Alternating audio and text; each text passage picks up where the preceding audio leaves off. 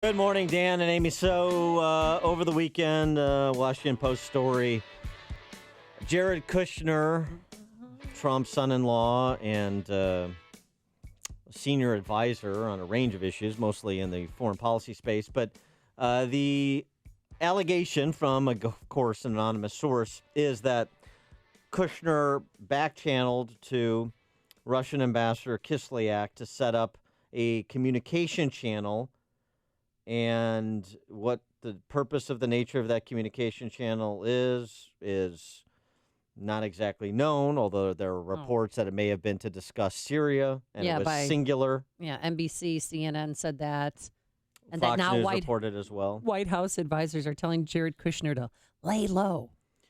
Well, it'd be difficult for him to say less, because I've never heard him speak. Exactly. Sergei Gorkov, who's a Russian banker, also in the mix here as part of more spy novel fodder.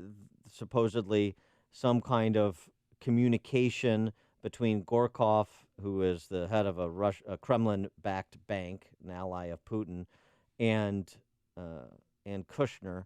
Well, that bank had sanctions against it because of President Obama. But again, here's the bottom line here, and this was the bottom line that continued to repeat itself this weekend, is it's more supposition, more anonymous sources, no evidence, and frankly, a diminishing level of credibility with respect to some of these stories, even from sometime Trump critics on this, like Lindsey Graham. Well, number one, we're chasing our tails as a nation when it comes to the Russians. I don't know who leaked this supposed conversation, but just think about it this way. You got the ambassador to Russia reporting back to Moscow on an open channel, hey, Jared Kushner is going to move into the embassy. I don't trust this story as far as I can throw it. In what way? Why don't you trust it? I think it makes no sense that the Russian ambassador would report back to Moscow on a channel that he most likely knows we're monitoring. The whole storyline is suspicious. I've never been more concerned and suspicious about all things Russia than I am right now. That's Lindsey Graham on State of the Union with Dana Bash. Former Director of National Intelligence James Clapper on Meet the Press with Chuck Todd. Any evidence with respect to the concerns you and the intelligence community had about Kushner prior to your departure? I have to say, at the time I left, I did not see any smoking gun certitude evidence of collusion. And then Kim Strassel, also on Meet the Press, a Wall Street Journal columnist, of course. She took it a step further on this whole matter of back-channel communication and Russian collusion. I think we are having a discussion that is absolutely divorced from reality this week. It is astonishing to me. Let me set the scene for you. It's 2008. We were having an election, and candidate Obama, he's not even president-elect, sends William Miller over to Iran to establish a back channel and let the Iranians know that should he win the election, they will have friendlier terms. Okay, so this is a private citizen going to foreign soil, obviously in order to evade U.S. intelligence monitoring and establishing a back channel with a sworn enemy of the United States who was actively disrupting our efforts in the military in the Middle East. So is that bad judgment? Is that a bad thing that happened? Back channels are completely normal. They happen all the time. Reagan did them. Obama did them. Everyone did. So I'm not quite sure why supposedly having, at least the president's now elected, setting up a back channel with the Russians is somehow out of bounds.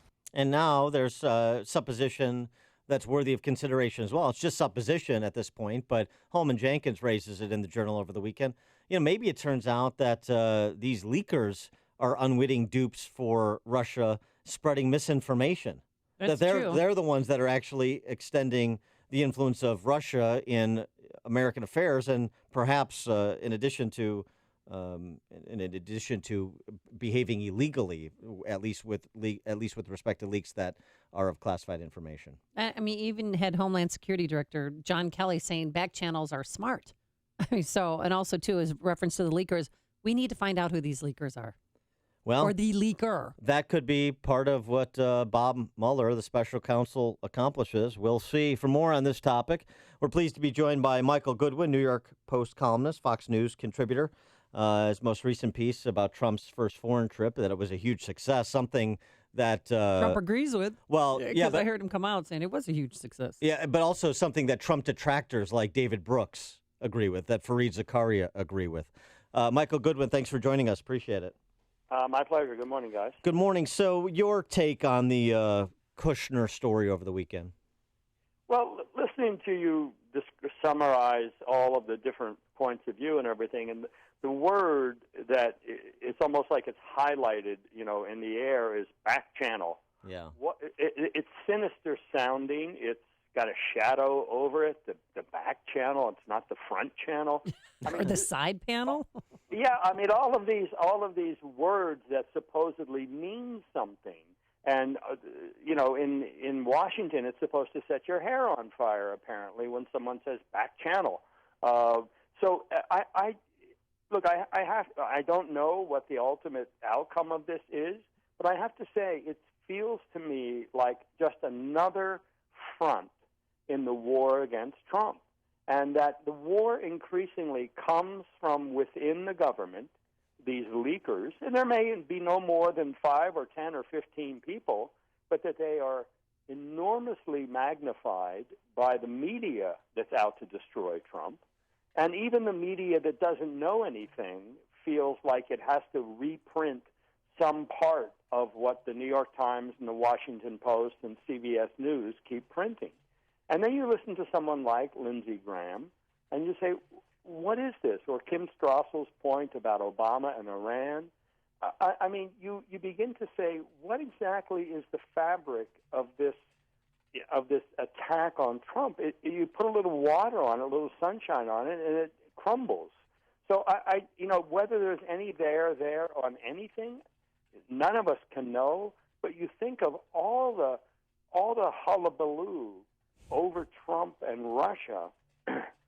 It better be really big for all the time we have spent on it, and it better be something significant that goes to the heart of the presidency, and not just this continual sniping at the people around him, because otherwise I think the American people are being conned. Well, do you think Jared Kushner should have his security clearance yanked while the FBI investigates?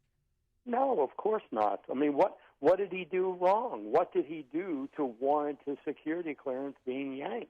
I mean, how do you, again, I think that's to assume that the words back channel actually means something dastardly. If the president knew about this, and apparently this happened, again, this is recorded phone calls made in December, or at least intercepts in some way, that are being leaked about an American citizen, just as Mike Flynn was outed by these same people. So if there's nothing to it, isn't the real story here the continual leaking of these intercepts, which are supposedly secret, especially as it relates to an American citizen? Yeah, I mean, it's certainly part of the story, and of course it's been subsumed by the D.C. press corps, subordinated to the collusion story. But let me ask you this about Kushner. Do you think it's time, with the swirl around him, that he kind of sort of introduce himself to the public and maybe not comment on these matters, at least before he appears before a Senate Intel panel, but detail some of his views on issues on which he is advising President Trump, so there's a little bit more familiarity and he's less of a shadowy figure? I think that's reasonable. I'm not sure how that would happen. We assume, look, I'm a big believer that the people around a president or a mayor or a governor, their views matter. But ultimately, it's up to the decider, in George Bush's unforgettable word, to make the decision. So I don't care so much what Jared Kushner thinks about reinventing government or even the Mideast peace process.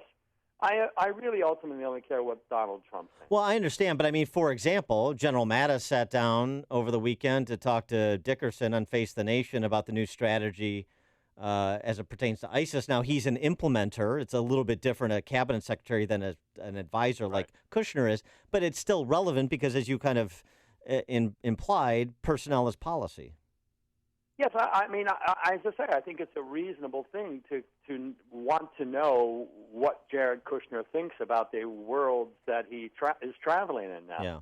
But ultimately, I think that it's the president here, and so when President Trump says things about the Mideast, for example, we know what he thinks. When he talks about NATO, as he did on his foreign trip, when he does the Arab NATO effort. Those are big consequential things. I don't know if Jared Kushner likes all of that. I don't know if he was part of it. But I know that what the president said and did was significant, and that's what I focus on. That's what I write about. That's what I think matters, and that's why I think it was a good trip. Well, do you think, Michael Goodwin, do you think that Jared Kushner should come forward and so we could hear his voice and have him define what his role is? I mean, he is not experienced, I think, to be on this level at the age of 36, or am I wrong? No, obviously, it's a very unusual situation to have the president's son-in-law, his daughter. There's all kinds of intrigue about it. I just wouldn't attach any shadowy words like back channel. That's why he has to come forward. I mean, I think that then veers into the dump Trump movement, and it's like culling the herd. We're going to pick out the weak ones, the vulnerable ones, one at a time.